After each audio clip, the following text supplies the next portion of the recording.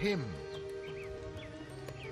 And Aaron built an altar in front of the calf and said, "Tomorrow we will have a festival for our God." And on the next day the Israelites sacrificed many animals to honor their new God. They ate and drank and became wild and boisterous. They danced, singing and shouting loudly all around the golden calf. God heard the Israelites singing and shouting and said to Moses, "Go down to your people. They are ungrateful and didn't wait long before breaking my commandments." So Moses climbed down the mountain and went into the Israelites' camp. And when he saw the golden calf, he became absolutely furious. He smashed the stone tablets of the commandments, which God had given him, against a rock, and they broke apart. Then he picked up the golden calf and threw it into the fire. He turned on Aaron. "What have you done now? You have ruined the people. You have taken on a great guilt." But Aaron tried to make excuses for himself. "The people are evil and guilty. They forced me to make this calf." The next morning, Moses called all the Israelites together and spoke to them. "You have committed a terrible sin. I will climb the mountain again and pray to God for mercy." And Moses spent another 40 days and 40 nights on the holy mountain.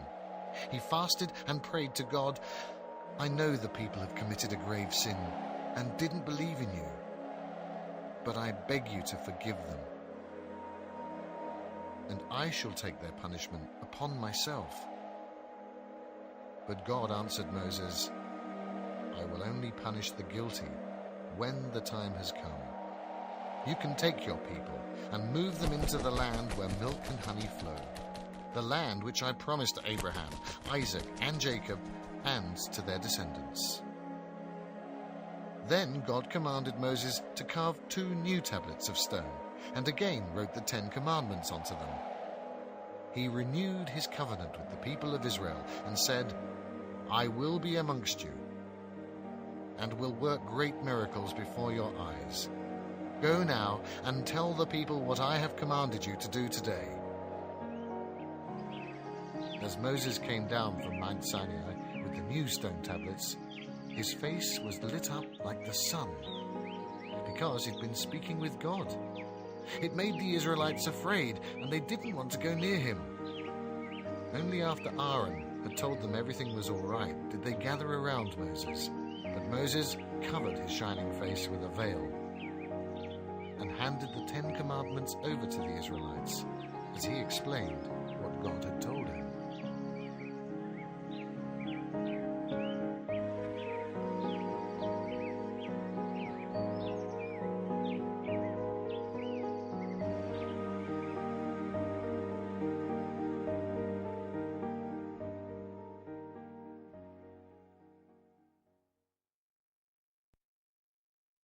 The scouts in the land of Canaan.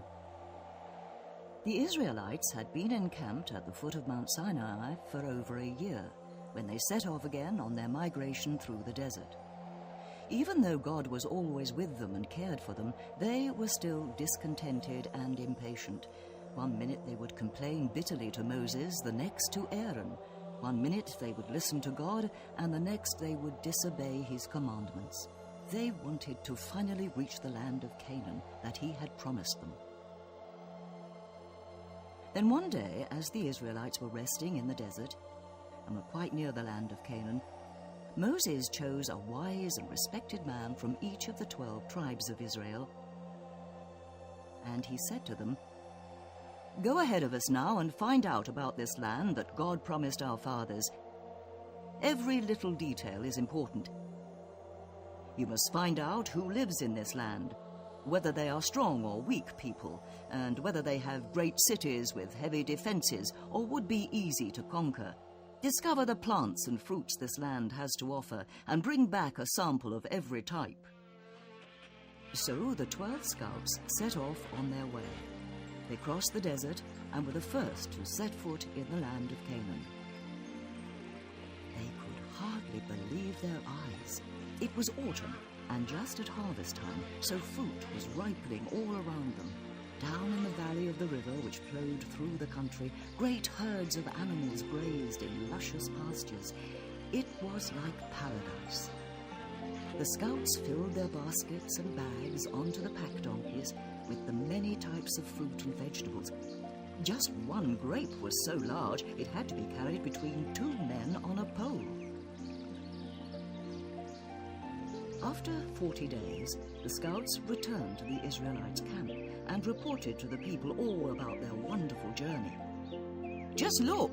See everything that we have brought back from this country. It really is a land where milk and honey flow. But the people who live there are strong and powerful.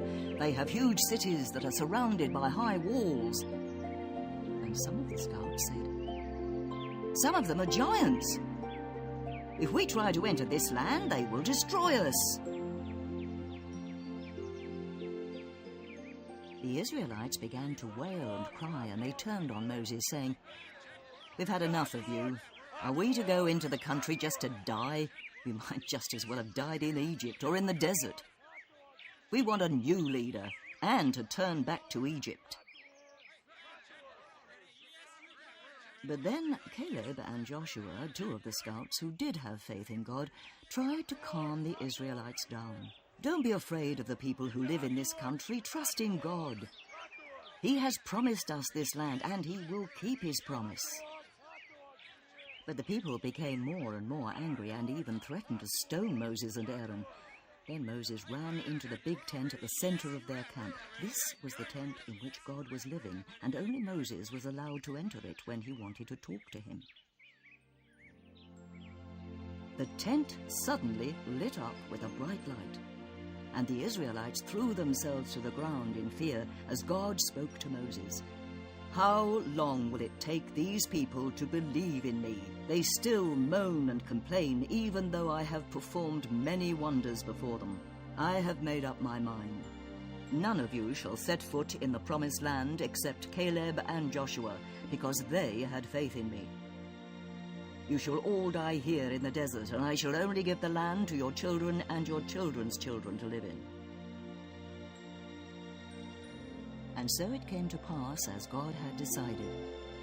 The Israelites had to spend 40 years in the desert, and they died one after the other without ever seeing the promised land.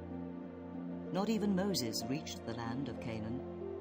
When it became clear to him that he was going to die, he named Joshua as his successor. Then Moses climbed Mount Nebo, and he looked far away towards the land of Canaan, far across the Jordan Valley and right across to the city of Jericho.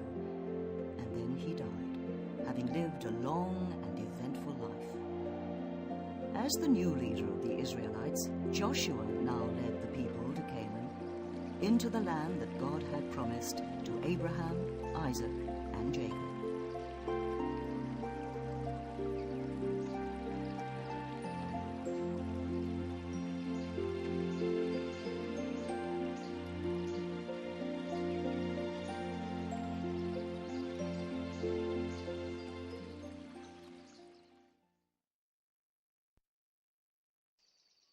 The story of Jericho. The people of Israel had continued their journey and had reached the town of Shittim near Jericho, a great city with mighty walls.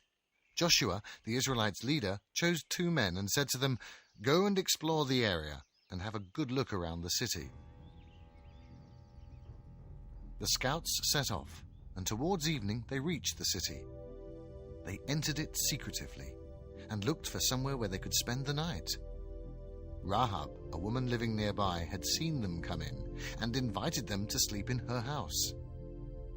But unfortunately, Rahab wasn't the only one to notice the 2 scouts. The king was told that 2 strangers had crept into the city and that they belonged to the people of Israel. They must have come to spy and have gone to Rahab's house, the woman who lives on the edge of the city. So the king sent his soldiers to Rahab's house, and they said to her, "Hand over the men that are in your house. The king has ordered it." But Rahab had hidden the 2 Israelites under a pile of flax in her attic, and she answered the soldiers, Yes, the men were here, but they've already gone, and they want to leave.